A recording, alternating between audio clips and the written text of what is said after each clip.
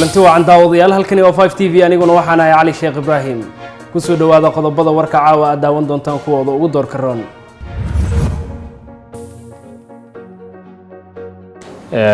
waxaa maanta aniga iyo siyahayaha ra'iisul wasaare iyo civil aviation ka airport management iyo dhammaan inta ay khuseysay aan kormeer shaqo ku tagnay airport Aadan Cabdulle oo runtii ka socoto shaqo baaxad leh siyahayaha ra'iisul wasaaraha dalka ayaa maanta kormeeray mashruuca ballaarinta garoonka diyaaradaha ee Aadan Cabdulle Cismaan Aadan Cadde ee magaalada Muqdisho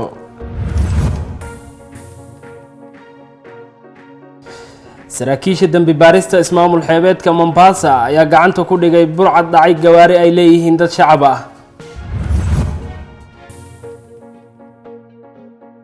dibadbaxyo looga soo horjeeda dawladda Masar ayaa waxay ka socdaan gobolka Giza xubinta ciyaarahana waxa aad ku daawan doontaan xidiga qadka dhexe oo uga ciyaara kooxda Man City Gundogan oo laga helay cudurka COVID-19